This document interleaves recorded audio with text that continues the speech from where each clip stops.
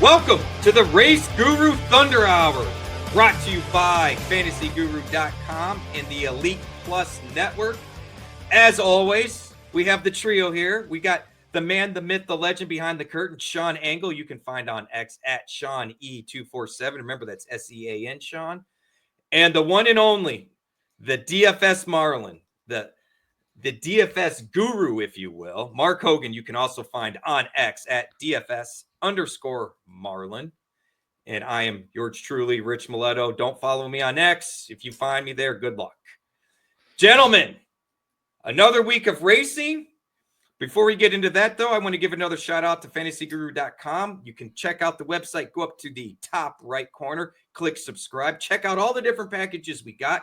Right now, the MVP package, which includes all of our racing content, all the betting, all the DFS content for every sport that's not football and baseball, all for 12 months for $79.99. That is a steal. By the way, if you bet with us last week, we already covered your subscription for the year and probably contributed to your football and baseball subscriptions.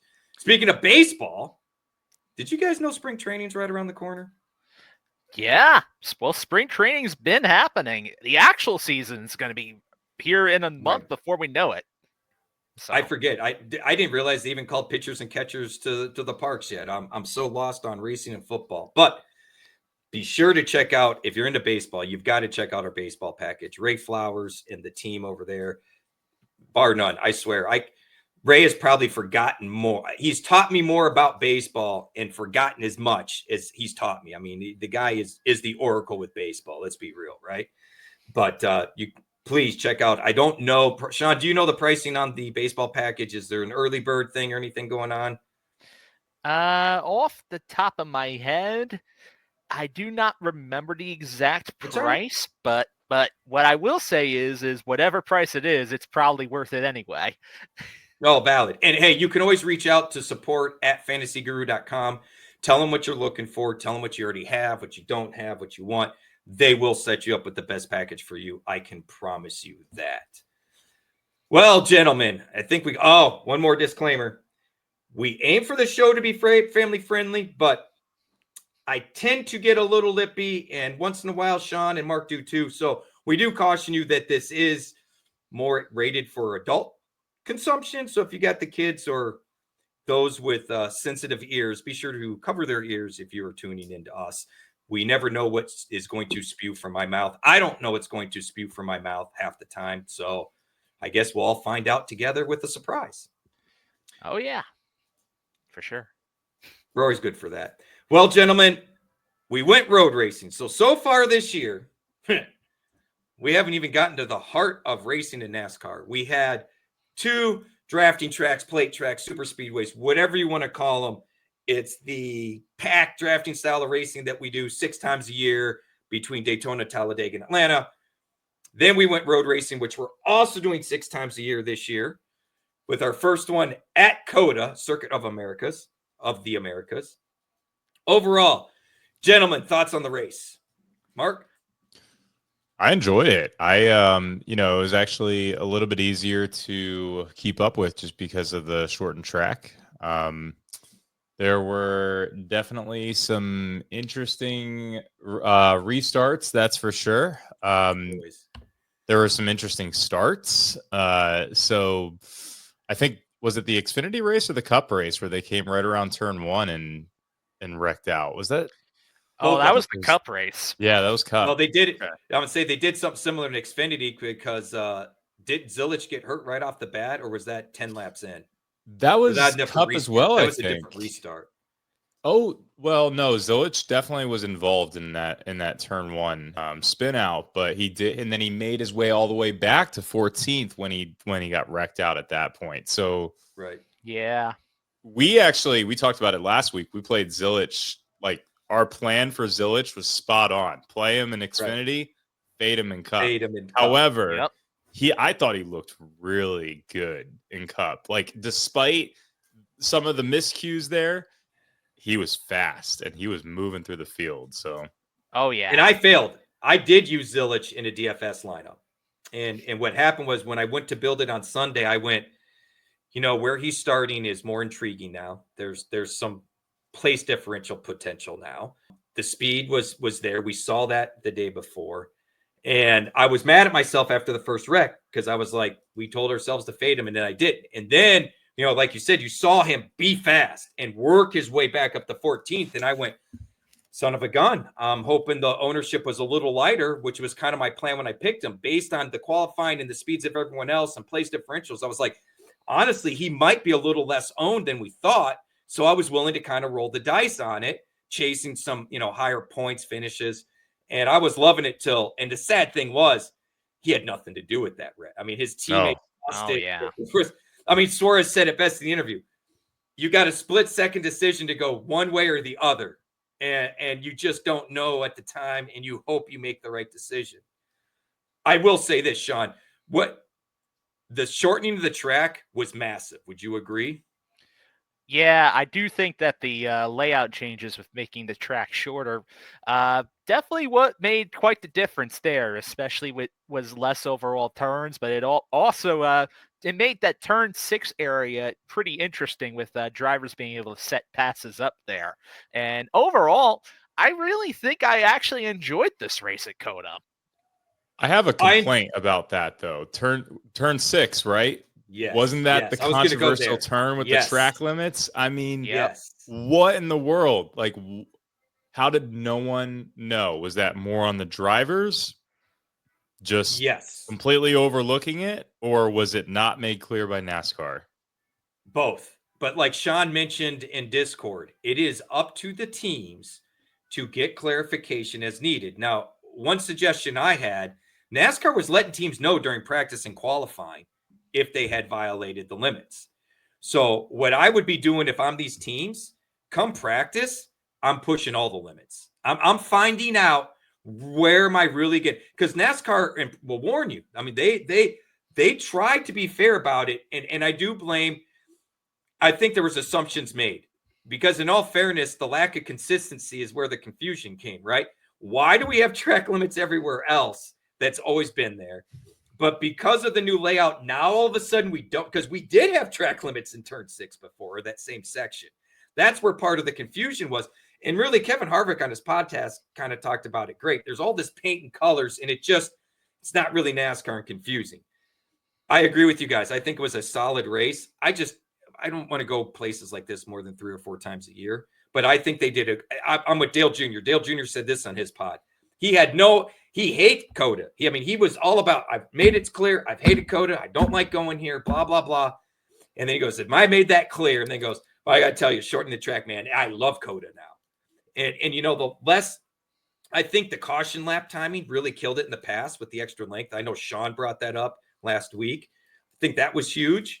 I also think, to your point, I think it forced the issue on the drivers, right? That long straightaway was where a lot of people waited to pass. They would set that up. We didn't have that option. I still will say I hate turn 1 for restarts in the start of the race because once the driver helmet goes on, they're stupid. Ross Chastain never should have gone there. We saw something similar in the Xfinity. I have to go back and look at which specific restarts there because it was almost identical. If you look at the overhead down shot, there was 2 of them, the NASCAR or this Cup one that started the race and one of the Xfinity ones. It was almost identical.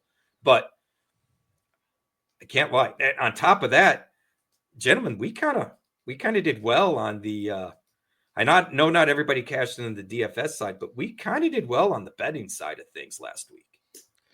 Yeah. In fact, actually, I was going to say, you got 2 top 10 calls pretty much right, Pat, there. And you also had an individual parlay all hit within the Discord. And also, just mentioning this from my perspective here, I called out 5 different head-to-head bets as part of a parlay there, and 3 out of the 5 hit, which is still a pretty good rate of hitting overall. Could you do round robins with those? I believe you can. I believe so, yeah. That may be something because I'm with you. Hitting 3 out of 5 is really good, Sean. There's a reason the parlay number is so big to go 5 out of 5, right? And I'm really trying to take to heart Jeff's mantra of grinding, right? That's why I did the top 10 parlay that I did. I was trying to take the low-hanging fruit and mix in someone I felt pretty confident with. What was interesting, the guy with the shortest line was the best finisher, right? He got second. One of the long lines got third. But I'll tell you this, Sean, I went back because I was telling my dad about it. He goes, wait, so you called 50% of the top 10? And I went, yeah, I guess I did. And then I went, that's a pretty tough standard to try to hit every week. So I'm playing with it a little bit. We're going to try it again, but I do want to caution people, don't use last week as the standard, because that was a pretty good setup all the way around. That said, when we go to the road courses and the typical cookie cutter ovals, even the short tracks, I do think we have a little bit better insight on who we think are real likely or probable top 10s.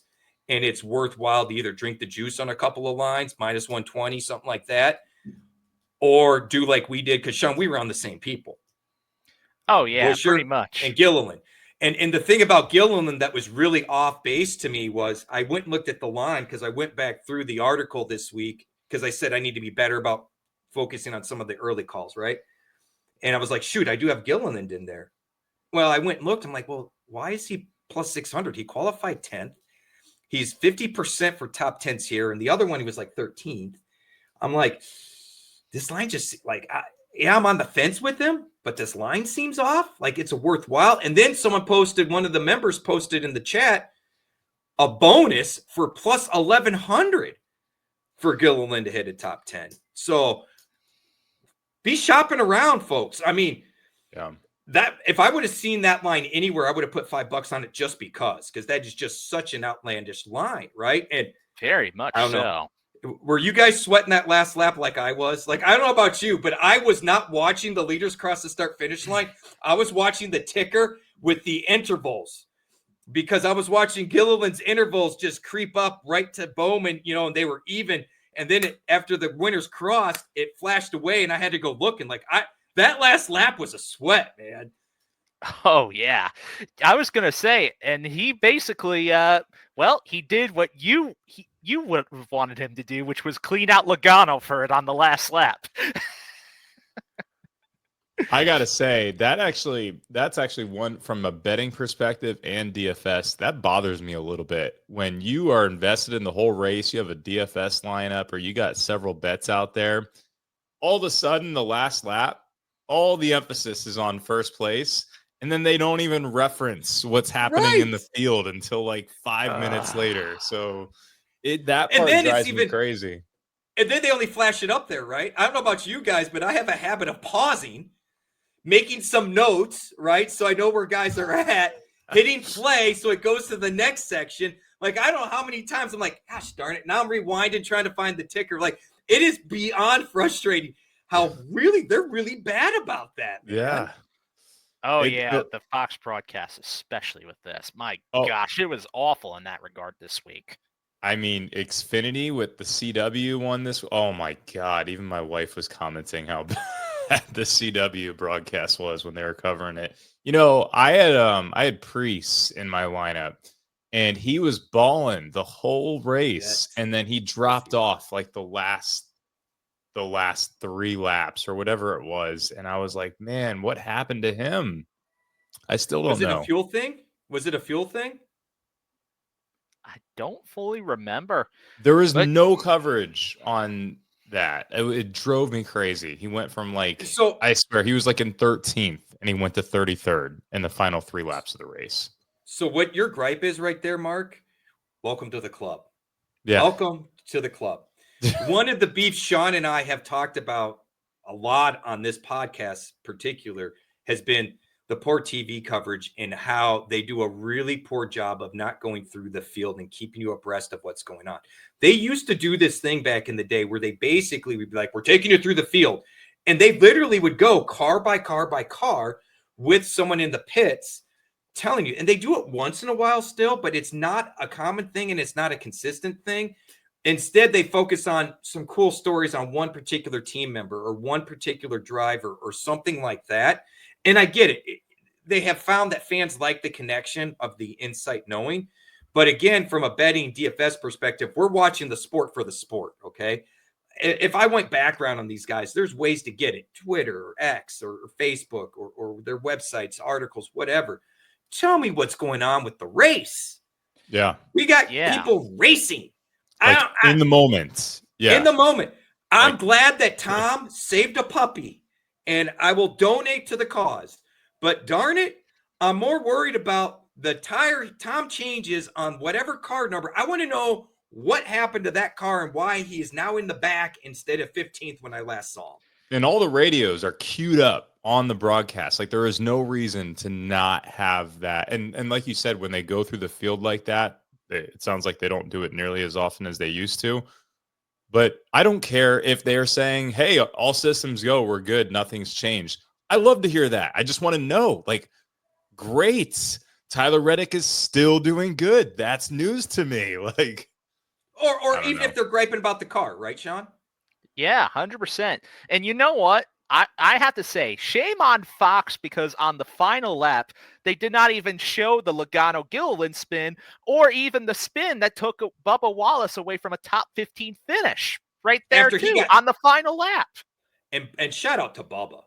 Shout out to Bubba and the team. They had the penalty. He was running fine. They had the penalty. And to work his way back up to that 15th spot, shame on them. And see, I didn't realize he dumped Logano, because I was watching the 10th place, 11th place spread, Sean, because Logano, because of the pit thing, had been kind of dropping back.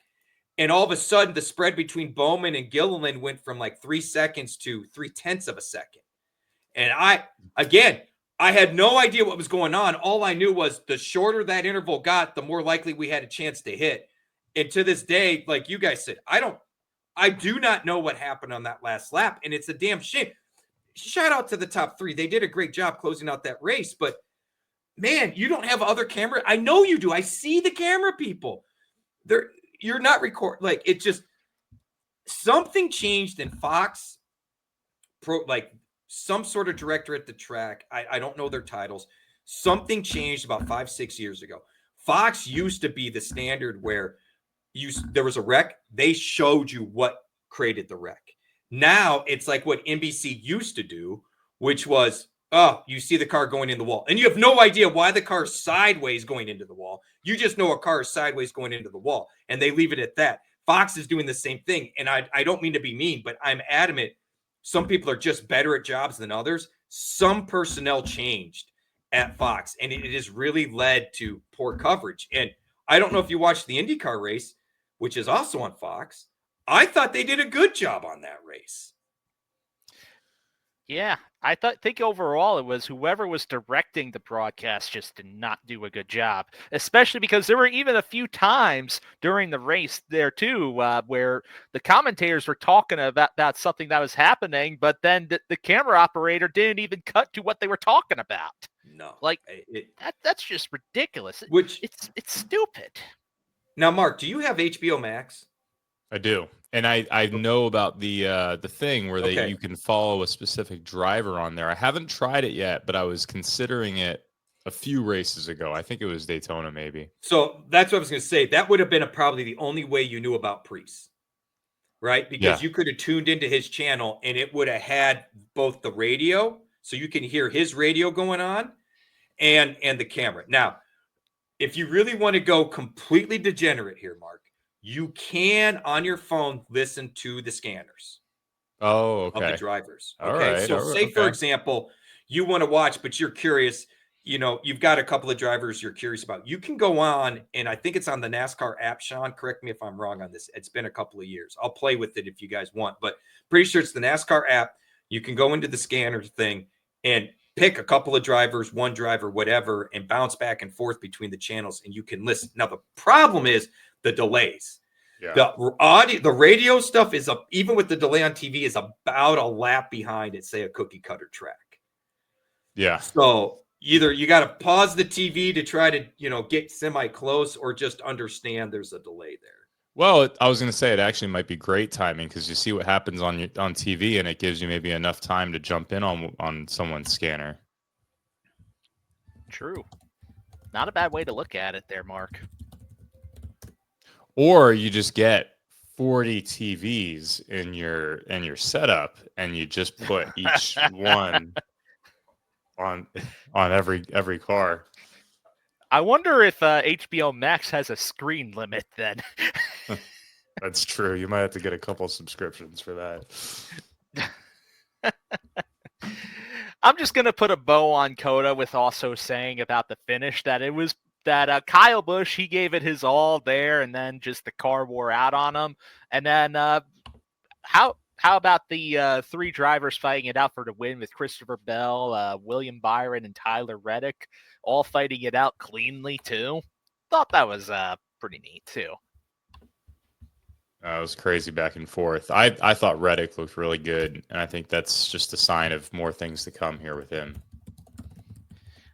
Yeah, certainly so. Reddick, I know COTA is okay, here's what I'm going to say. The statistic now about Reddick at COTA is that he's now the only driver to be finishing in the top 10 in every COTA Racing Cup, which is insane. He was a good DFS play, and he had a lot of laps led, and we even said it last week. We're like, we didn't talk about him much, but keep an eye out for Tyler Reddick. And obviously, his ownership drove up when he was able to start on the pole. But he was a good play. Yeah. Overall, very good and solid play. And also, shout out to Connor Zilic for winning the Xfinity Series race, beating out Carson Quapple in that duel right there. And he had a banged up car in that race. Like, that was not a gimme win for Zilic either. He had to fight back in that Xfinity race. And look, I'm not shocked. Those were two names that we talked about last year, Sean, that I was like drooling over. Zilic and Quapple, right? I mean, you can throw in some of the other truck guys. I was that way with Carruth and Lane Riggs, whatnot. But for the Xfinity guys, every time Guapa was on the track, you heard me about lose my marbles about it. I mean, I remember his first short track race. I said, look, we can't do this every week, but this week he's going to be a steal. He's going to be undervalued. Get him in. And then after that, he's been overpriced ever since. And the same has been with Zilic. So look, JR Motorsports, JGR, I don't care who the drivers are. As JGR. Good as I think I am, or yeah. Don't you mean JRM? JRM, Junior Motorsports, and JGR. Yeah. Between the two, I don't care. They know talent. So even if you don't know the names of the people they're putting in their cars, take note. It's worth noting because I'm telling you, they don't put jobbers in their vehicles. I guess you could say it would also be like Spire Motorsports this year with their trucks. To an extent, yeah, but too. I don't think they're on this. They're good about finding the driver talent, but I think they're still behind Tricon. Honestly, I don't know that I put Spire ahead of Front Row in the Truck Series, to be honest with you, Sean. Well, Front Row, they got Lane Riggs and Chandler Smith driving for them this year. That is some pretty good talent right there. And the equipment seems to be a little bit better. I mean, I know Kyle Busch won with Spire, but we haven't. Raj has been okay. And some of that's obviously him and not the driver. But we've seen a few other people hop, like Ross Chastain's hopped in it before. I don't know. It's not quite the same when people would hop in Kyle Busch trucks. You know, it was almost like if Kyle Busch put somebody in that truck, I don't care what the name was, they were front and center for me. Spire does it. I'm very interested in the Cup guys going into it, but I feel like Spire is still slightly behind some of the other teams. True. Speaking of Cup guys going to Spire trucks, there was that recent announcement of Larson and Byron hopping into the 07 for some races this year. I missed that. I did not know this. That is one way to bring your truck program up, though. I mean, you want to get a good set of notes. That's two drivers that'll get you. They'll tell you what they need to be fast. And I happen to love the idea of those guys in the Truck Series. Sean, we've talked about this. I want some of these vets more in the Truck Series. I do. If we're going to make these Xfinity and Truck feeder series, I understand they're limiting them at 5 races, but I got to tell you, I think the sport is better off when we have some young, unproven guys with some studs. I really believe that. Yeah, I believe the first one of those starts that they announced was Byron at Martinsville in the trucks. Ooh. Wow. That's exciting. Interesting. Because Larson was in the trucks last year. No, that was North Wilkesboro. It wasn't Martinsville. That was North Wilkesboro. Similar tracks, in my opinion. I believe Larson is doing 2 races in the 07 truck for Spire this year. 2 races. Interesting. Interesting. The connection between Hendrick and Spire became very clear this week as we get into some news and notes of the upcoming week. Would you agree, Sean? Oh, yeah, you could certainly say that as well. But before we get to that particular connection, we have some other big news pieces in order to hit. Let's first of all talk about there's a lot of penalty discussion here, but let's talk about the penalty that got overturned. Chase Briscoe's L2 penalty from Daytona is completely overturned. So he gets those points back. And the fine is rescinded. James Small doesn't get suspended. They don't get fined. They're back. This is massive. It is absolutely massive. And the thing that is shocking to me is they basically proved it was wear and tear. How did they not notice that at teardown? Like, I'm very confused on this whole. I mean, I've told everybody about Bozzy on X, and I try to follow along, but I am still very confused on how we can have such a wide, what's the word I'm looking for, variance in how it's seen one way versus seen somewhere else. I mean, we are talking about big time penalty problems too. Yeah, you did nothing wrong. And yet the component we're looking at in both scenarios is the same, right? The holes were elongated. Did they do that to make it mount? Did the back end move? Like, I'm going to go out on a limb here and say this isn't the last time we've heard about that particular part on a car this year. Oh, yeah, for sure. But what this also does do is that points penalty that Briscoe had, putting him in the very end of the point standings. Now he's back inside the top 10 in points there, and which is looking big. Real good. And especially on a track where, let's just say, I think we're going to have a lot of discussion on Chase Briscoe in particular this week here. So it's not the last. That's a tease. That's a tease. Well, hey, it's a car that somebody else used to run well there. Just saying. Oh yeah. Let's get towards the other part of the penalty talk. We got a lot of penalty discussion here because NASCAR released their penalty report here too. And the big storyline from the penalty report was Austin Cindric getting penalized for turning Ty Dillon at COTA. So that violated sections 4.4B and D for basically intentionally wrecking somebody. So he's losing 50 driver points. It sends him from 11th in the standings all the way back to 35th or so. And he's fined $50,000. But he also, even though we've seen suspensions for drivers intentionally hooking others in the past, Cindric is not going to be suspended any races off of this penalty call. Which Kyle Busch is upset about because he feels like it's an inconsistent call, right? Now, I would say they're not suspending him because of the new waiver rule. If they suspended him, he's automatically not going to be eligible for the playoffs. So what happened was NASCAR, there's that Hauler Talk podcast that's out there now where they discuss some of the inside scoop about some of the penalties, and they were talking about it there. They were saying that the reason why he's not getting suspended was because of the type of track that it happened on, where the speeds were much lower and that it didn't actually cause a caution. So here's what I find interesting, because they were also very explicit about they won't tolerate right hooking somebody or hooking someone with the right rear. At a road course, is hooking someone with the left rear okay then? Because it's okay to other tracks, but is it allowed at a road course, or do we only worry about the right rear? Because with the road course, I feel like left rear, right rear are the same. Well, as far as I know, they just said that because it wasn't as much of a safety risk as it would be on a 1.5 miles, that was a factor for why they just didn't throw the suspension flag on them. No, but you get what I'm saying, right? I mean, because they're saying this is the violation. So if you left rear them, is that not a violation then? Well, we don't know. It's a rhetorical question, John. We don't know. Nobody knows. I don't think if I got Steve Phelps here right now on the phone, he would answer that question truthfully. Because my question would be, I don't think it's a right rear, left rear thing. It's a hooking thing. So get rid of this. We're not going to let anyone right rear anyone and taking wall. That's what started. The reason they're hanging on to this is because that's what started it, right? With the Bubba Wallace, Kyle Larson, and all of that stuff. I'm just pointing out that this is going to get inconsistent real quick, right? Because I mean, so if I'm at Martinsville and I'm mad at someone, can I left rear him? Well, apparently so, maybe. Right? At least you won't suspend me because the speeds are down.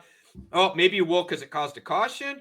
So if the speeds are down and it causes a caution, it's suspension or not you get where I'm going with this. Like they are not, NASCAR cannot get out. They can't stop from stepping on their own dick every week.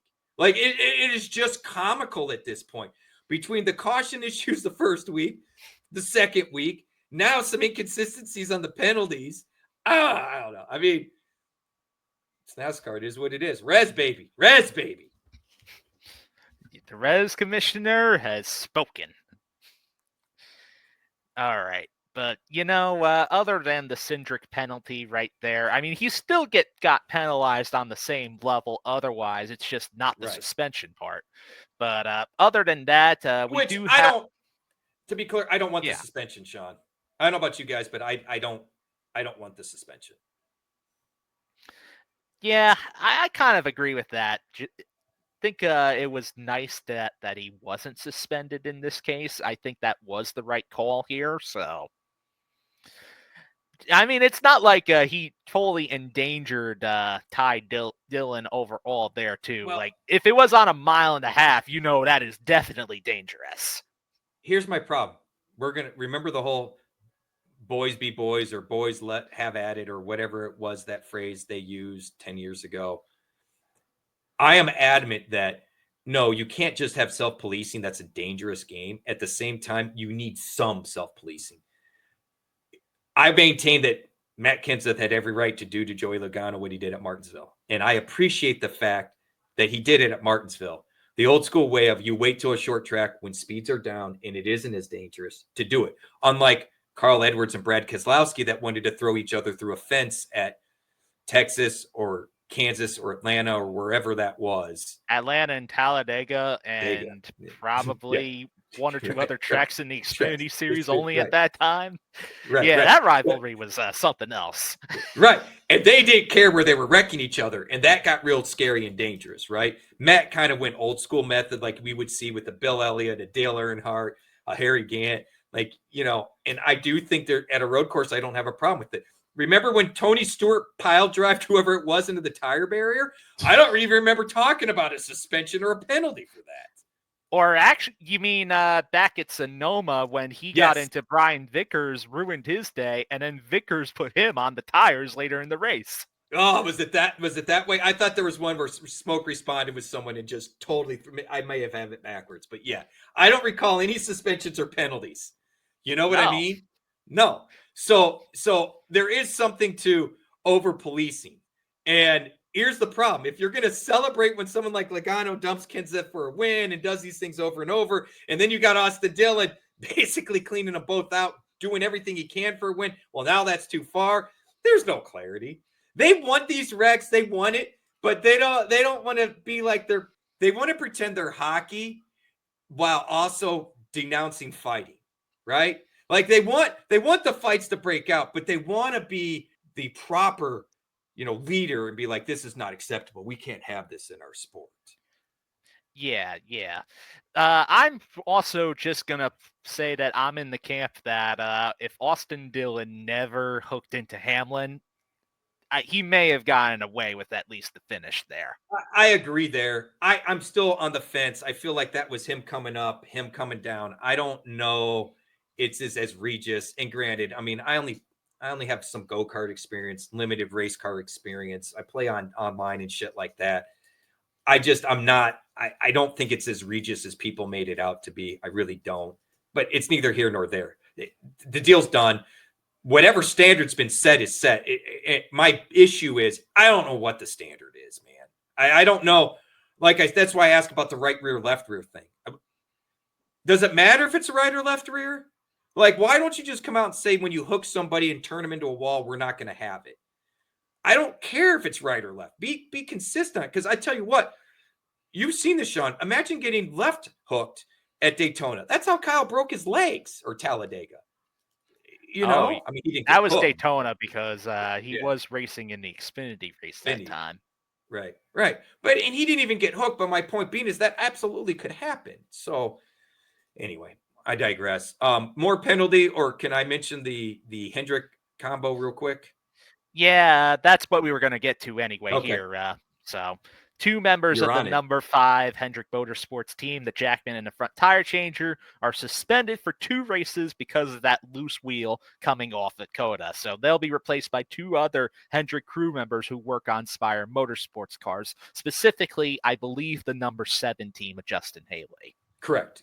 It is coming off Justin Haley's team. I know people are going to be up in arms. Folks, we did this with Joe Gibbs in front row. This is nothing new. These teams do that because the big teams have multiple people. Some of the big teams use the same guys for Xfinity that then do other cup jobs. This is just a way to try to keep good teams good. Some of the up and coming teams talented or on the same level while, not killing the money. So anyhow, I'm done. I'm sorry. Yeah, that pretty much, well, actually, before we head on out, Mark, do you have any thoughts on the penalties here? Haven't heard much from you about it. Well, it's just interesting to see the whole standings kind of, well, not the whole standings, but the standings get significantly altered. And, if I'm, again, casual fan, just watching the race every weekend, maybe not keeping up with the news, if they show those standings before the next race on Cup on Sunday, I'd be like, what happened to those 2 guys? I thought they were both in opposite places in the standings. So that's a little weird to kind of look at and then hear about. But the Larson wheel, I feel like that could have been a bigger issue if that wheel ended up in the wrong spot. They would have had to bring out a caution, right? Yeah. Hence the stiff penalties. Hence the stiff penalties. The sad thing for me is supposedly this was going to get better with the single lug nut, and I would argue it's gotten worse. But I tell you what, Mark, I love having you on this podcast, casual fan or not. I love hearing that perspective because the fact of the matter is, 1, DFS and Betting are getting new fans to the sport. 2, the only way to grow this sport is to bring in those casual fans. Sean and I have said this forever. NASCAR, attack the NFL fans. Quit competing with the NFL in the fall and try to grow, bring in those NFL fans. They already have those Sunday. They're in a routine of Sunday watching sports, of getting chores done on Saturday, of having breakfast in church and whatnot with the family, and kind of looking forward to that 1:30, 2 o'clock time period to sit down and watch a sport, And so, Mark, please jump in anytime when I'm over here because I love hearing that perspective. I think NASCAR needs to hear that perspective more than anybody. Yeah.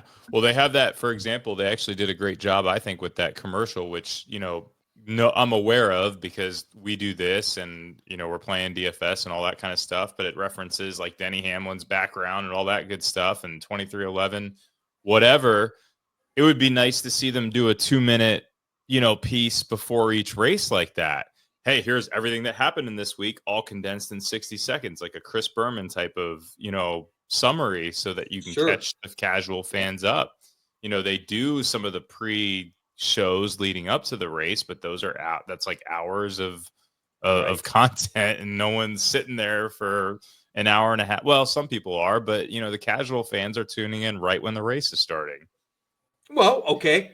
We're also bettors and DFS players. So that hour and a half before the race, Mark, let's be honest. Aren't you working on lineups? Yeah. Aren't you checking out some bets? Aren't you checking out some lines? So I don't know if you guys are like me, but I'll have it on. But it's in the background. But I'll have it on because I've got a TV on and I'm doing something else, right? So I'm only half paying attention, but I would love it. How much better would it be if instead of that 1 hour and a half, and don't get me wrong, they're all heart-wrenching stories. It's all great content. Hat tip to the journalists that do it. But how awesome would it be to have, say, 5-minute segments, right? Yeah. Covering 5 different teams, right? Or Hendrick, Gibbs. You know what I mean? Maybe we don't hear about all 4 of the Hendrick cars or all 4 of the Gibbs cars, but the highlights, right? Like significant things, Oh, they're down a crew member this week. They've had some illnesses. Oh, they had some parts damage. Oh, they were wrecked last week. Any of these things. I feel like all the sports have really done a poor job as far as sport content and have taken everything to they want the behind the scenes look of people's personal lives content, because we're seeing this with football too. And I don't know about you guys, but it's fine. It's fine, but I do also want to hear about any of the latest info too. That's when I also scroll through like Twitter and all that and try to look at like Bob Pockrass or something like that to see if anybody's going to the rear, for example, because if that news comes out, then I might have to shift and adjust my lineups a little bit. I mean, if you could normalize like NASCAR fantasy, like a season-long thing, get it on a major platform or something. I mean, I really think anything like that, where now all of a sudden you're getting notifications when things like that happen 10 minutes before the race or 30 minutes before the race, like that type of stuff would make it a lot more engaging as well. And we used to do some of that, Mark. NASCAR put a kibosh on this. Yahoo had a fun season-long league. I've run a couple of season-long leagues. I ran one last year. I was in it. That's right. You were in it. That's right. You were in it. It was good. There's ways to do it, right? But to your point, there's no platforms that really, I don't know if the right word is stabilize it, but we know we've got a handful of apps for football. Come Sunday, I'm flipping through the 2 or 3 apps waiting for inactive list, right? An hour and a half before, we are all looking and waiting for an inactive list to see what changes we got. To Sean's point, if it's not Bob Pockrass, you don't know. By the time we find out someone's going to the rear, half the time it's as they're on the parade lap. Oh, so-and-so's going to rear, so-and-so's going to rear, so-and-so's going to the rear for this, that, and the other thing. Where was that info an hour ago? Because the past tech, correct me if I'm wrong here, Sean, it's like 2.5 hours before the green flag drops. Sometimes they do it the day before, but it depends on the racetrack and how they have it scheduled. And if they do what they don't call it a lockdown, but whatever they used to do, where they used to lock the garage, an impound race, I think they used to call it, right? Yeah, I think you're right, actually.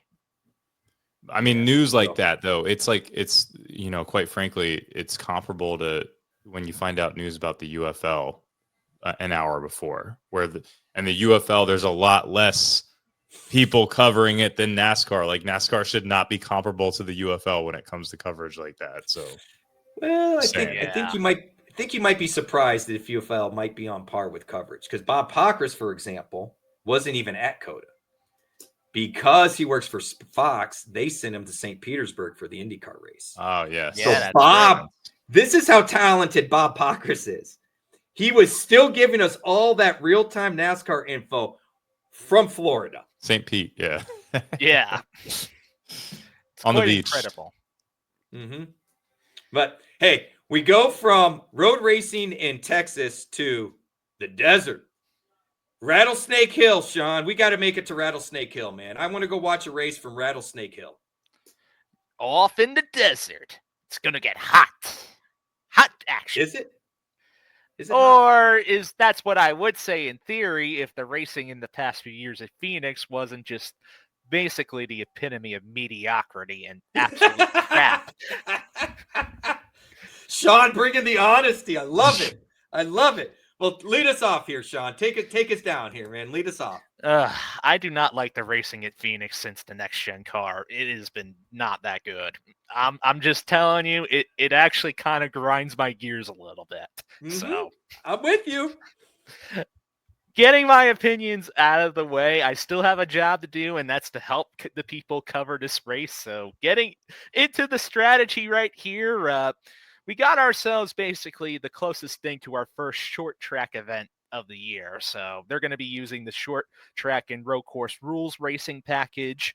Overall, we're going to have ourselves a nice, well-rounded lap count of over 300 laps for this week's race at Phoenix. And, well, what should we expect at this track? Well, if it's the Cup Series G, we might get restarts, but that might be the only exciting thing we might potentially see there. Because otherwise, the air is just going to make it follow the leader unless your car is just really that good, like the Penske cars or maybe Christopher Bell when he was driving in this exact race last year. So, yeah, go forth, DFS, get your dominators in. You can look for some place differential as well. And then pretty much you can, for the betting, you can focus on a favorite or two, especially if someone looks really dominant in pre-race events. But you can also spread the love around and maybe get some matchup bets or some top 10s in there too. So that's always good to consider. Wouldn't you guys agree with all that, especially with how shit the racing is at Phoenix? Yeah, that's right. I said it. I'm sorry. It really is bad. So I don't like if it you don't mind, Mark, let me tee off on this because I don't get to hear this from Sean very often. One, I'm in complete agreement about the shit racing. It grinds my gears. We do the finale here. I barely watched the finale. It's not a good show. And it's a shame because after they reconfigured Phoenix for a while there, it was a good show. It really was. This car, though, has sucked on short tracks. The one saving grace, in my opinion, that we get, something I'm looking forward to for us this week, we're going to get some good consecutive 10-lap average times because it is a shorter track. So we will actually get practice times that, in my opinion, will help us a little bit more than typical. Road racing is very similar that way. They don't do a lot of laps, but it's just putting down a consistent lap and hitting your marks at a road course is really a key. But we will get multiple drivers with probably at least one, if not two, 10-lap consecutive averages. So I'm looking forward to that, Sean. But beyond that, honestly, I think you could get away with betting in DFS and not watch the race. Yeah. Seriously. I mean, come on. Why did it have to be Phoenix for our first real race of the year? They really did a bang-up schedule to start the season, didn't they? Is it Vegas yet? Can we go to Vegas already? I mean, I think for me, yeah, definitely dominators. I think a way to be contrarian with this too is a lot of people are going to chase the dominators towards the top and wherever they're starting. But we've seen a lot of the guys 10th through 20th move up into that top 5, and you can get some dominators out of there as well. So that might be a contrarian way to look at it. You also have a lot of top-end drivers that are in play here for this week. So you can't fit them all in the same lineup. I'm probably going after the guys that are obviously going to drive the lowest ownership, and I think those are the guys that either haven't won here or have a lower starting place than the others. So it's all, where they qualify, ownership are going to be, that's going to be the name of the game. This is a true DFS strategy type of race outside of NASCAR knowledge, I would say. And this might be a really good week for us to cash in despite the bad racing, in my opinion. Well, yeah, I would argue, in all fairness, as long as we don't have a bunch of yellow flags, bad racing bodes well for DFS and betting. Okay? Yeah. Because it typically works out the way we're expecting it, and we don't have a lot of chaos and craziness. What's really going to fuck everybody, excuse my language, that was a little harsh, but what was really going to be a problem is if we get a late race restart. And the reason I say that is because the way they've got that dog leg set up in that start-finish line, you're going to see seriously 6, 7, 8, 9 cars wide trying to figure it out before they go into that turn. So all of a sudden, you could have 4 of the top 5 drivers and your 5th and 6th driver being around 12th and 15th and loving life. And we do a restart with 5 laps to go. And now all of a sudden, you have 2 top 10 drivers, 3 drivers between 12th and 15th, and 3 that ended up, or 2 that ended up getting run over somewhere and not finishing the race. And now all of a sudden they come home with a 30th place finish. Like that. That's where I get very concerned. We could see Penske's and Bell. It could be Bell and Blaney, for example, the stars of the show, with maybe Tyler Reddick or Briscoe kind of mixed in, right? Because they're showing a little pizzazz here. They're in the top 10. They made a couple of pit stops, went 2 tires, got track position, and then some fluky's going to happen, and we're going to hear that Alex Bowman wins the race. Yeah, I mean, and nobody. And to your point, Mark, the only people that are going to win DFS that week are the 0.2% to 0.8% of people that used Alex Bowman when nobody else would, because he typically isn't the best racer there. I think you hit the nail on the head. We are good. If you want to win, you need to be contrarian. If you want to get green and cash, and you're probably not even going to break even, go chalky. Yeah. Yep. That's pretty much cash game versus GPP strategy right there in a nutshell. And you know what? This race is a very good example of that overall. But, we got 2 races this weekend. One race that we know we're probably going to be like, about, and then another race that we can maybe be more excited about, the Xfinity Series race. But you know what? Let's just read off the part-timer list here for Xfinity and for trucks. Not trucks, Cup. Not trucks. No trucks. Because there is no truck race this week. No trucks. No trucks.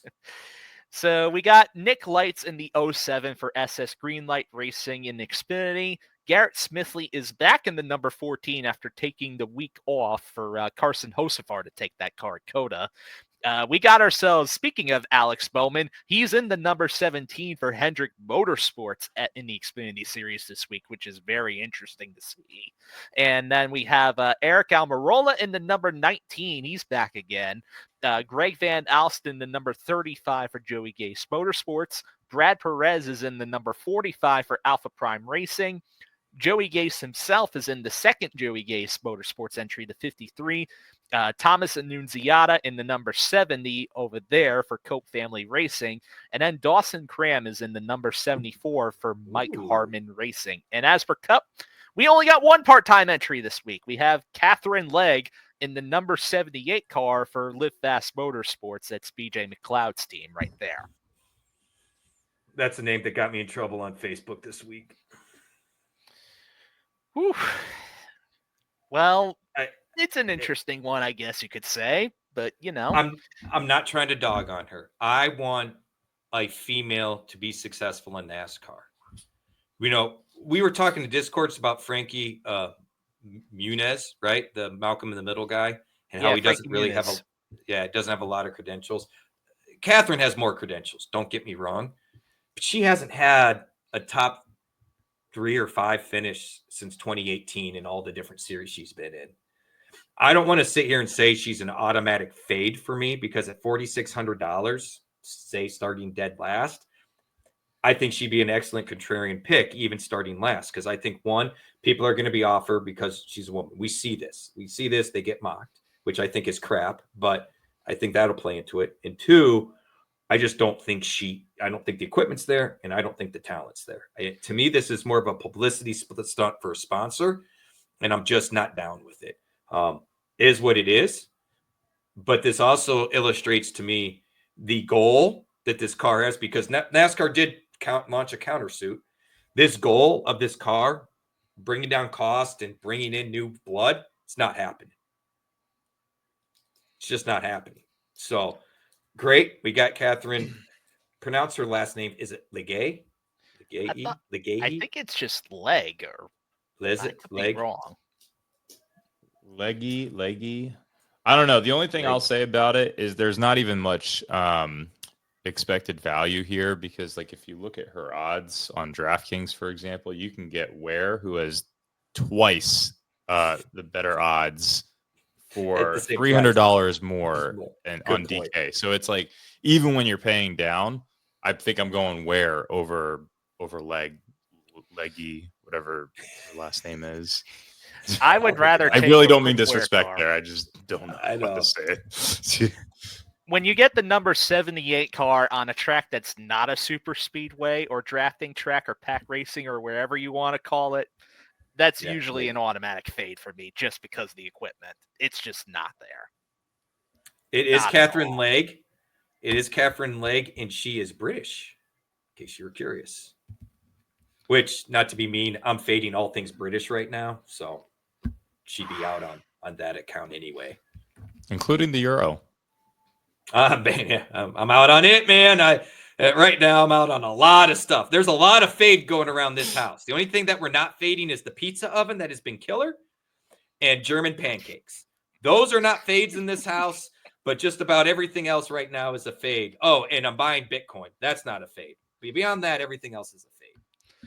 But you know what? There should be another thing that isn't a fade this week. And that's all the coverage you can find on fantasyguru.com. So you can go over there. You can get the flash sale still ongoing for the MVP package at $79.99 for the whole year. That includes everything but the football and the baseball, so it's definitely worth it there. We can pump ourselves up with that. But if you do want the baseball, the MLB Draft Guide is available at Fantasy Guru, featuring content from our contributors, including the Oracle himself, as mentioned, Ray Flowers, there, who we know is a car guy, as we talked about last week. So. Yes, he is. Yes. And hey, remember, with the MVP, that means hockey and Jorge pucks. That means UFL with Mark. I know we say football, but we don't count UFL for some reason, probably because spring football is not real football. Maybe. I don't know. I'm not trying to be mean. So we got UFL. We got NBA. Finsty's got you covered. Watch along Wednesdays, which we don't get to do, but you guys could do. I highly recommend it. It's a fun time. We do watch along Sundays in the NASCAR chat. So there's that. We got a great staff. I mean, I told Jeff this last week that I'm just impressed with the staff we have, whether it's Finsty or Armando doing basketball, the guys we got doing football, Jorge and the guys over there doing hockey, Arnie doing the soccer, which soccer betting is underappreciated. I'm just going to say. There you go. Footies. Yeah, I'll point out, I think everyone, really spends a lot of time and effort in making sure that there's a lot of accurate and detailed analysis. And that's probably one of the differentiators in Fantasy Guru amongst the fantasy industry. I know myself for UFL, like I've got an article coming out this weekend for UFL and every weekend thereafter going into the season. I'm pretty sure it'll probably be the earliest fantasy article that you can see on the UFL amongst anyone in the entire industry. And again, it's just a testament to all of us. We all take our coverage very seriously, probably put too much time and effort into some of the content that we're putting out there, but it's because it's also a passion of ours. So go ahead and check out, obviously, some of the other sports. Everyone's hustling, soccer, hockey. I can tell you, sometimes I'll just go MMA. Oh, MMA. I mean, I'll take it. I'll take someone's Esports. score. I took I actually, speaking of USC, I did this, I don't know, this was a few months ago or maybe last year, but I just went into the MMA article, saw there was a UFC card that night, 2 hours before the card started. I just took the lowest price picks that Tyler, I think. Yeah, Tyler. Yeah, maybe? Tyler. I'm pretty sure it's Tyler. So I just took the lowest price picks, left like $3,000 on the table, and I like 20x my money. And it wasn't like a huge spend by any means, so it wasn't anything overly crazy to brag about, but it was still 20x for something that I literally just went in and took his picks and threw it into my lineup and left some money on the table with. There you go. Hat tip to Tyler. MG Tyrod, right? MG. Yes. Yeah. So I know I enjoy his stuff, man. The esports, we have it all. We really do. And I challenge anybody. If you really want all the coverage, you cannot consume all the coverage we put on that website. Unless you are completely jobless and don't even have time to bet, I don't know how you can consume everything on the website. It's not possible. It's not. But let's get them. How about we give them some of our content here for the show? What do you think, Sean? I think we should get right on into it. Let's get into our top price picks to watch for Phoenix this week. So starting off, I have Ryan Blaney, William Byron, and Chase Briscoe. Those are the three at the top that I like overall there. Blaney, he's showing a level of consistency at Phoenix that we haven't even seen since Kevin Harvick. And that's when you compare yourself to Kevin Harvick in any fashion at Phoenix, you know that's going to get attention right there. And yet the really crazy thing about Blaney is he still has yet to win a race at Phoenix.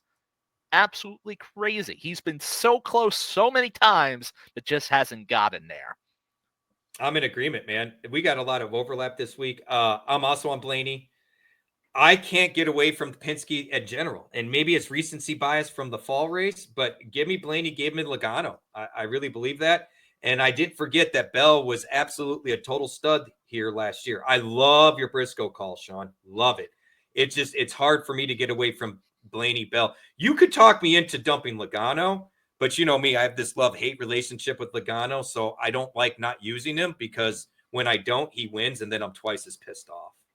Oh, for sure. And you know what? On the Briscoe call, you know how I mentioned about there's certain tracks where drivers are absolutely going to have circled on their calendars because that's going to be the race for them to focus on. I think for Briscoe, this is one of those circled races for him, especially because he's won at this track in the past in a Stewart Haas racing car. And he's finished in the top 10 at all of the particular March races at Phoenix in his Cup career to date so far. And he's now in even better equipment. Oh, watch out is all I'm going to say. I went with Blaney, Larson, and Reddick. So you talked about Blaney a lot, but I like Larson. He was off to a slow start this year, so you might have some people coming off ownership on him. He's third within the next gen car. The third highest driver with laps led at this race here since 2022 over 6 races. He's got 3 top 10s. I mean, I think Larson has shown some speed. He's scrappy. He's due for a high placing. I'll take him. And then I like Reddick. Reddick looked really good last week. The speed has been there as well with him. I think Reddick is also due for maybe even a winning race. So, this is another track that I would expect him to do pretty well with. And I actually like him a lot as the top Toyota for this week. So give me Larson and Reddick to go with Blaney. And then I do like the whole Team Penske call. Cindric is out there. I know we'll talk about him here in a moment. But one honorable mention that we probably won't reference much because he's in no man's land as far as pricing goes. And that is Ross Chastain. Once again, Ross Chastain, $8,800. So he's kind of right there in that weird spot that everyone's either paying a little bit higher for or a little bit less. And so I think that almost makes your lineup a bit contrarian. If we see Ross Chastain with the starting position of like 12th, which I think is more than feasible, given his track history here, again, for the second straight week, I like Ross Chastain as a contrarian play. Yeah, I can agree. I with like that the Reddick call too. Yeah, I'm 100% with you, and I do think the Reddick call is a good one. He's got a little note there. That was man, how interesting would it be if the race came down to Briscoe and Reddick? Oh, it'd be very interesting right there. That would be interesting. That'd be fun. And you know what this also tells me, guys? And Mark, you mentioned, I think it was you, Mark, mentioned earlier in the show, we're going to be chasing a lot of the top end guys. We don't all have the same names, but I got to tell you, I would have zero issues building a lineup with any of the top tier guys you all named or I named. Zero issues. Like I may have multiple lineups trying to find ways to use them all in some way, shape, or form. The thing about Reddick, Briscoe, and Chastain is I really think that they allow you to maybe throw in with 2 other top tier guys and then punt your remaining spots there. So if you want to go kind of heroes and zeros, I think a Reddick, Briscoe, or Chastain allows you to do that. Sure. I 100% agree with that call. There's one particular quote unquote zero that I absolutely love this week. And I'm absolutely questioning the price that he has on DraftKings because I looked at that. I was like, what are you doing, DraftKings? This guy should not be that low, but that's a tease for a couple minutes from now. So there you go. Let's get into our mid-tier drivers to watch. So here's an interesting tier because really, when I was studying up to find drivers for this tier, I actually found it kind of complicated in order to find more than 2 names that I actually like without seeing qualifying so far. So Ditto. Who do I got? I got the RFK guys. I got Chris Buescher and Brad Keselowski because RFK has been solid at this track, especially Buescher there. He's got multiple top 10s in the last couple of races at Phoenix there. And Brad K, he scored place differential in each of the last 3 Phoenix races. So for that reason alone, he's worth watching over there too. And I'm rounding out the last name right there with Daniel Suarez, just because Trackhouse Racing Equipment, he's a teammate to Ross Chastain. So that right there is already an interesting connection. But Suarez, he's also finished inside the top 20 a number of times at Phoenix. Sure, he's also had some results where he's finished outside of that too, but generally speaking, he might qualify deep in the field and might be worth a shot right there for the price, just because he may be able to get you to 20th or 15th or so, or even on some occasions, he might even challenge for a top 10 if the car is good enough. So he's one to watch, I think, too. I like your picks there. I had a similar problem. There was only one or two that I really wanted to target. I'm more on Brad Keselowski than Buescher. I may have to reconsider that. Buescher has definitely had the better finishes. Both of them in this race last year. Buescher was second, Brad was fourth. So they definitely can both be there this year. I struggled because it's hard not to like Kyle Busch at the price point. You know, he led quite a few laps this week at a road course, and he's not really known for a road racer, but he does well. I mean, he does better than I think people give him credit for. And that's been at RCR. That's been at Gibbs. That's just him being a good driver. I don't know that I want to target them necessarily at Phoenix. I kind of want to see. I think RCR has more speed this year. I know the team itself is very excited, but I kind of want to see it. Me too. The other name is Austin Cindric. I can't quit Penske. And I feel like Austin Cindric is on that cusp of even a mini breakout, if you will. Like going into the season, I think you could have conversations with this is do or die for Cindric. He could be let go at the end of the year type of situation. So I feel like it's time to, poop or get off the pot, so to speak. So I really like Penske and Cindric, especially at that price point. And I do want to give a shout out to Bubba Wallace, because I didn't expect him to hold like he did last weekend at COTA. Look, Reddick's been fast here. His teammates, they should share information on setups. I won't be shocked if Bubba Wallace has, if we aren't hearing a lot of Bubba Wallace's name on Sunday. Yeah, I like that Bubba Wallace call too. Just like you said, because of the team data, and he has been driving a lot.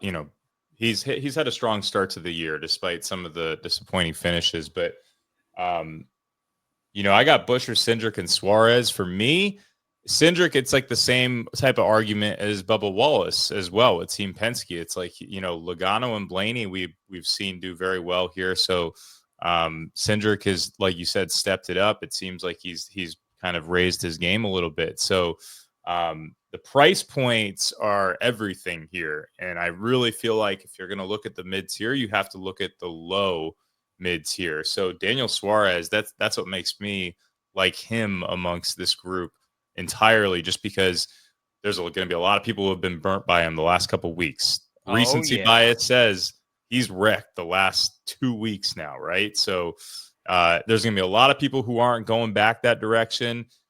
The wrecks are just kind of out of his control. I think Suarez at this point has a great opportunity to bounce back, and he's got, some nice numbers to go along with it here at Phoenix with, 2 top 10s and 4 top 20s in 6 races. So Daniel Suarez, if we see him start around the 20th, 21st position, like we typically see, we could easily see him go from 20th to 10th. And that's or 12th even. He still pays. He still pays. Yeah. A top 15 finish, if he qualifies 20th or further back, he pays for himself, right? That's the stuff you've taught me, Mark, is we don't have to shoot for a top 5 or inside the top 10. We can be 20th, 22nd, 23rd and hoping for a 12th or 13th, and that's still significant. That still matters based on the price point. And look, he's basically been a top 10 finisher. Last year he was here. My concern on Suarez, I think he's in a rut of bad luck. And I will be that guy with recency bias that is probably going,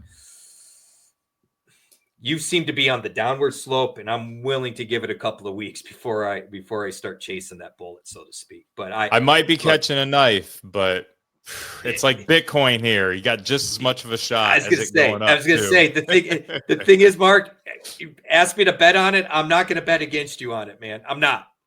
It just, I know what's in my head and why he didn't hit my list. But look, the fact you both are on him, there's a reason for that, right? And the data supports it. I do get hung up on recent times. I feel like there is moment. Carl Edwards doesn't believe in momentum. Rich Maletto does. So that's part of where, some of my thought process went. But again, and I think your point about saving, going on the low end of it, especially it's a good way if you're trying for the heroes and zeros. It's a good way to save some money because it's a significant drop from, say, from Kyle Busch to Suarez, right? Like that's a good chunk of money, for example. Yeah. There's some other guys at that price point, just a few $100 that you guys are about to reference to, that are all absolutely in play and probably lower ownership as well. So that's one thing to keep in mind when also considering Suarez. Oh, yeah, for sure. And really, it feels nice to be validated by not being the only one that picked Suarez this week. So thank you, Mark, for that one. Yeah. But you know what, though? Let's get into some sleepers and values. Let's get towards the real bottom end, the cheapy ones. So on my list, this first pick is kind of a split between whether you're playing on DraftKings or FanDuel, but I have Carson Hocevar and Noah Gragson both on my first spot there. They're very similar in price. On DraftKings, Hocevar is the more expensive one, but on FanDuel, Gregson's the more expensive one. So I like Gregson a little bit more than Hocevar for DraftKings, but Hocevar a little bit better on FanDuel. Both of these drivers have had their fair share of solid finishes at Phoenix and on this track type before, usually around the top 20, maybe getting close to a top 10. And when you get towards this price range, you can find it to be more promising to have drivers finish in that range, especially if they're starting further back.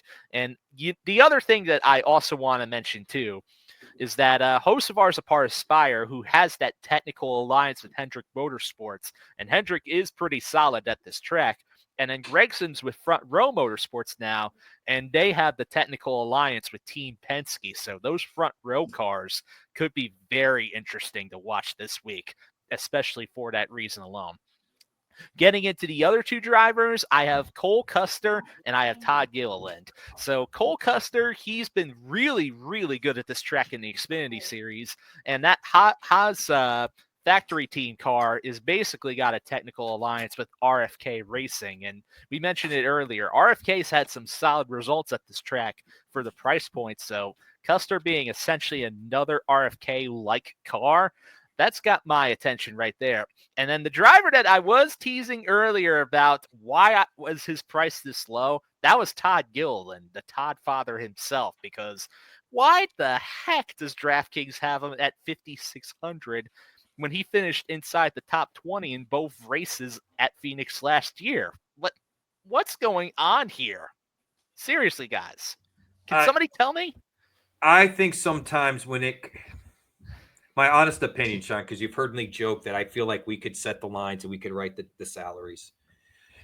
My opinion is the people that do NASCAR at these sites, they do other things. NASCAR isn't their focal point. And so it seems to me that every week there's one or two drivers that kind of fall through the cracks. And especially guys like Gilliland that don't carry a big name. I mean, look at how he was disrespected in the books for the top 10. He qualified 10th. He's been a 10th place driver at that track.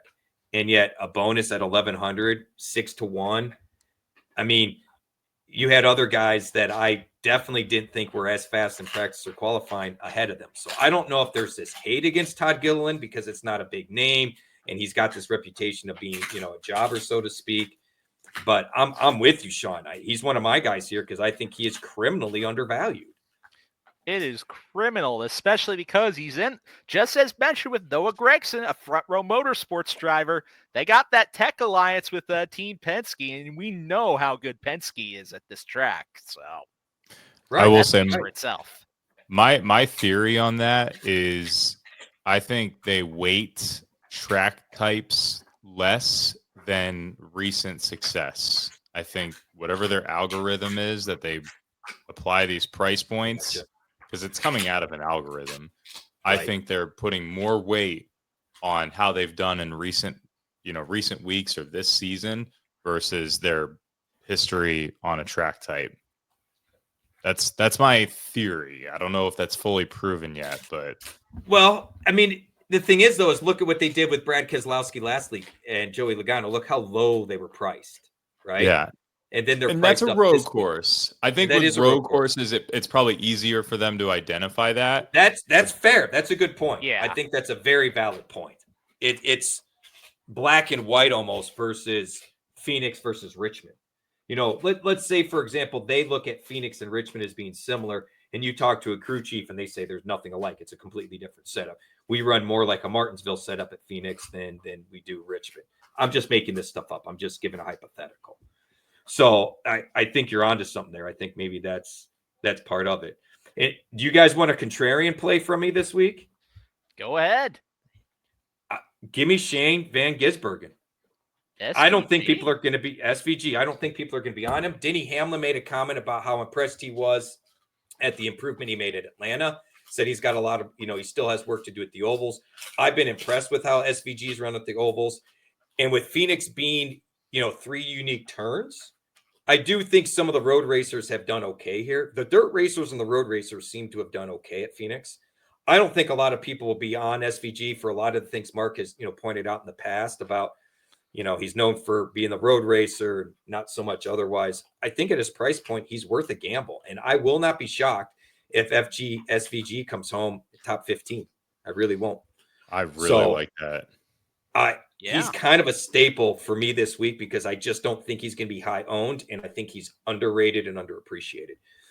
The other guy I like this week, and this has nothing to do with the driver and everything to do with the crew chief. Give me Justin Haley. And Sean brings up a great point about Spire working with Hendrick, but Rodney Childers with Kevin Harvick was an absolute monster at this track. Oh, yeah. I want some Rodney Childers love.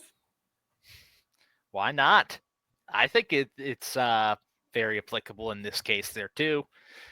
So, yeah. I took Custer, Eric Jones, and Austin Dillon. So I like your guys' plays a lot. I love the Gilliland play. I was big on Hocevar and Gregson. I took Custer and Jones just because these are guys that we could potentially see qualify high. And if we see them qualify high, they have the ability to maintain position. So that's generally the thought process with those 2 plays. And wanted to throw maybe a different angle on how you could maybe spend down and not necessarily have to chase place differential, but more so just starting to final placing position without a change for a guy that's sub 6K, especially because we probably are going to be paying down under 6K somewhere in our lineups here. The last one's Austin Dillon, and it's literally just because you got a 50-50 shot at him giving you the place differential opportunity that we would expect, with likely an average starting position around 25th to 30th and potentially breaking into the top 15. The other part about that is from an ownership perspective, everyone probably at that price point, like you said, is going to Gilliland. I think he's a chalky pay down. So Austin Dillon is going to be the redheaded stepchild. Can I throw a thought out there on Dillon? Richmond and Phoenix aren't identical, but they're similar sized. Richmond's got more banking. That's the track Dillon kind of broke out with. It's not like we talk about, he got the win taken away, but let's not forget that Dillon at Richmond was actually pretty good. That was kind of where we saw RCR start to turn the page a little bit. I think you might have found a little gem there, Mark. Yeah, we got some indicators for sure. I also just thought of this too, but this is another driver that I wonder if we're overlooking here. And I want to just throw this out there, but how about Riley Herbst, 5,900 on DraftKings? Dude, I tell you what, man, you know how OGB talks about my gut shots, and when I keep getting stuck on a driver, if that's what I'm referencing, Riley Herbst was that guy as I was going through the list, and I kept talking myself out of it. Because I couldn't find any data to really support myself. Do you know what I mean? This will be his first time at Phoenix in a Cup car, but he's actually been really good at this track in the Xfinity Series. I mean, he had a dominating performance at the championship Xfinity race last fall there, where he won and led 167 laps and swept both of the stages there. And he's in a third 2311 Racing entry, who we've talked about 2311 before. That's teammates to Tyler Reddick and Bubba Wallace right there. So we talked about the sharing data aspect. That could be an interesting angle to go through too. And you know what? I don't think he'll be highly owned unless he qualifies really well or something. You know what I mean? I could see a top 15 qualifying because of his price point, people being all over it. But I tell you what, you bring up something interesting with the Xfinity. Did you guys know the Xfinity cars were faster at COTA than the Cup cars were? Really? That's pretty interesting. Yes. Yeah. I'm betting we're going to see the same this week at Phoenix. I can believe it. Why do you think that, though? Well, it's the car. So the Cup cars are maxed out on their horsepower at 645-ish. I think it is 675, something like that. I believe the Xfinity is a little higher. The Xfinity, they also get more freedom with their gearing. So from an acceleration standpoint, and this is probably the biggest reason, the Cup car is way heavier than the Xfinity car. So the Xfinity car can carry more speed in and probably is getting more speed off. Valid. I think that's pretty valid overall as it stands right there. So, yeah. So my point being is, let's say the Cup cars are slower. In all fairness, Hurst might be the most prepared, right? I mean, things slow down at that speed. You know what I mean? That's a good point. He's like also him, Haley, and Dylan for 6K and below drivers all have the same amount of odds on DraftKings. They're all the same type of odds, but the best amongst everyone that's 6K and below. Gilliland, surprisingly, is worse, but he is in his kind of own spot there. Interesting. Very interesting. Talk about heroes and zeros. There's your zeros. Yeah, pretty much. You outlined it right there. So that's a good, we talk about the zeros. They could be a good part of your core four picks this week. Oh, yeah. Speaking of core fours, let's get right on into it and talk about our DFS ones. Transition away. All right.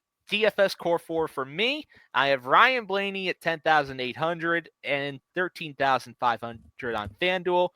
Chase Briscoe at a flat 9K on DK and a flat 10K on FanDuel. Then I have Chris Buescher, who is right now, he's at 8,400 on DraftKings and 9,000 on FanDuel. And then I have Todd Gilliland. That's the zero I like to put into the lineup there.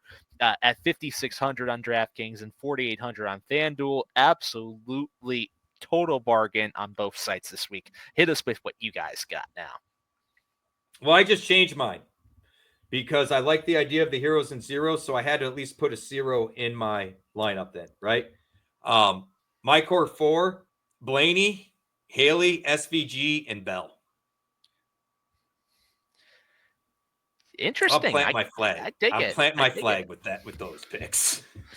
Yeah, I know, and I'll just add on to that. I was thinking about this before we got on the show tonight, and I was looking at it, and I said, you got to take 2 punt plays that average you out around 6K per driver. So if you just look at it like that, if you've got a $5,600 play, you're probably going after maybe like a $6,400 play or something along those lines, which you can easily do in this type of setup this week. But I've got Reddick at $9,200 on DraftKings. That gives you the ability to spend up for some other top dominators like Kyle Larson. That's my second guy on 10,500 on DK. Reddick specifically on FanDuel, $10,500 on FanDuel. That seems like a bit of a discount to me. And then Daniel Suarez is at a discount everywhere. DraftKings $7,100, FanDuel $6,800. I really like the $6,800 price point when they do that because what will end up happening is a lot of people psychologically want to spend every single dollar that they have. So when they roster a guy like Suarez, they can't do that. So they immediately pivot to a different driver. So I think we're going to see even lower ownership on Suarez this week on FanDuel than DraftKings. And then Austin Dillon to round it out. 5,800, again, a little bit of a different type of play versus a Gilliland. 4,500 on FanDuel, dirt cheap across the board. And I think we got some indicators there as well. All right, let's go through our betting core force real quick here. I've got Christopher Bell to win at plus 500, Ryan Blaney to win at plus 600, William Byron at plus 800, and then Chase Briscoe at 12 to 1 right there, plus 1200. And then my long shot, and this is a real long shot, Noah Gragson at plus 10,000, 100 to 1 odds. That's big long shot. That's big long shot. I'm Bell Blaney. Those are the two guys that I'm probably the highest on for this week, at least right now. Logano's at plus 850, 8.5 to 1. It's all part of the Penske thing. I do like your Briscoe shot, but I think it's interesting that Reddick and Briscoe have the same odds at plus 1,200. So I could see either one of those bets. I also like your Buescher call. I find it interesting that Kyle Busch and Buescher are both at 2,200. And I don't know that I really want to bet them to win. But at 3,500 plus 3,500, I think it's worth noting Ty Gibbs's line. Like maybe it's worthwhile to chase a top 10 or something. I'm very curious because plus 3,500 just seems very off. Ty Gibbs was coming up a lot in my research as well, but I feel like it's almost like I'm now taking the other side of this argument where it's like I'm watching the races and I just feel like things are not fully clicking. So it's like almost like I'm taking your side of the argument on the Suarez thing where it's like it just doesn't seem like things are going fully right for Ty Gibbs right now. So that's the only reason why I'm hesitant with that one. I've got Larson at plus 6. Oh, go ahead. I'm saying I think that's an excellent observation, and I think you're spot on. That's why I said I don't know that I could pick him to win. It just seems very inflated considering some of the other numbers. You know what I mean? Yeah, I like going, like you said, going after like a top 10 or something like that with him. Right. I got Larson at plus 650. Again, I think it says race. A lot of the other guys, Reddick plus 1,200. I've justified that. Buescher plus 2,200. I just think that's a pretty nice discount. Chastain at plus 1,400. So again, just sneaky. Like this might be the play. This might be how we play Chastain as well, where maybe you throw in a bet on the plus 1,400 and go that direction. So I think he's won here before too in the next gen car. So yeah, that's my betting core for as well. All right, so he won here in 23, Mark. Yep. Yeah, the fall race at 23. So yes. In particular. Yeah, there we go. Yep. Getting into some brief other picks and bets here. So I have two other bets that I do want to mention there. These are two different props. I have a top 10 for Chris Buescher at plus 100. He's been in the top 10 in 4 of the last 6 Phoenix races. I think he has some pretty good odds in order to get that there. And I'm surprised he doesn't have minus odds with how consistent he's been over there. And as for the other one, it's a group winner bet on DraftKings. They do these group winner bets overall. And the one I got my eye on is for Group C winner, where it's Chase Briscoe, Ross Chastain, Kyle Busch, or Chris Buescher to be the best finisher. I'm taking Chase Briscoe at plus 180 right there. I think that overall, better equipment-wise with Briscoe, this is a great track for him, and I think he's going to be in contention in order to maybe at least go top 5, if not win, if really everything clicks into place this week. I love it. I like your Chris Buescher top 10. For some reason, I'm feeling more Brad Keselowski. I don't know why. Maybe I just like the better line at plus 140. He's basically been a top 10 driver here, even in the next-gen car. You know, when he hasn't finished in the top 10 the last couple of years, we've been talking 12th, 13th place, right in that ballpark. So I like that. I kind of like parlaying this top 10 right now with these lines because I fear these lines will change a little bit. But I kind of like the idea of parlaying for a top 10, Blaney, Bell, and Reddick. That combo of 3 gives you plus 146 or almost 1.5 to 1. Look, we all like those guys. I was just saying, I mean, in all fairness, I think all 3 of them could win. I wouldn't mind betting this as a trifecta if we could do it, right? I mean, I think that's plausible. So I really like that bet right now. My fear is if, let's say, Reddick qualifies well, or Bell qualifies on the pole, or Blaney's on the pole, I could see those odds getting a little bit longer. Maybe not ridiculous, but like plus 7 or minus 700, something like that, minus 800. So I feel like if you like this bet, bet it now. I don't think the odds will necessarily get better. I could be wrong, but I don't think they will. And the other bet I love chasing these manufacturing bets when they have the one guy I like the most as the underdog. Give me Ford at plus 200 for win. Interesting. I'm on the Blaney Logano plan, and so seeing the Ford odds so much higher than Chevy and Toyota, I don't know if the well will run dry at some point, but I really am. I mean, it's hard for me to shake Penske at Phoenix. They seem to understand to win the championship, you have to run well here, and they don't just do it in the fall. So, and I'm kind of with Sean. I feel like Ryan Blaney's due. Like, I will not be shocked with a dominant Ryan Blaney win this weekend. And even if you fade Penske and DFS, maybe you can, that's a way of hedging your bet a bit and playing Ford as a top manufacturer. Good call. I got that logic. Yeah, I took Tyler Reddick plus 450 as the top Toyota on DraftKings. So Christopher Bell is plus 150. I think he's the best Toyota out there, but I think Reddick at that value is a steal. And those odds could potentially get worse or not as good of a payoff as we get closer or after qualifying. So Reddick at plus 450, I think is an excellent payoff. He's got to beat guys like we've talked about with Briscoe. And really just, I would say Hamlin and Gibbs are the only other threats, right? But and Bell, of course. He mentioned that. And Bell. And Bell, yes. And Bell. So, but again, plus 450, worth a shot, throwing a few pennies out there. Don't go crazy with it. Throw McChicken on it. Exactly. Yeah. Well, gentlemen, I tell you what, I'll be frank. I'm loving, maybe we should move the betting up. I am thoroughly enjoying the betting conversation and the thought process and how to attack the bets, even more so than the DFS. And I don't know why that is. Maybe because for DFS, it really helps to have some qualifying numbers. Whereas I think for the betting stuff, we already kind of have an idea. Qualifying and practice will give us a better idea. We'll be able to kind of laser in some of our bets. But I got to tell you, I really enjoy the betting discussion and think it's well worth it. I think it's been educational, helpful. Sean, you're doing the overview article this week. I'm doing the NASCAR article.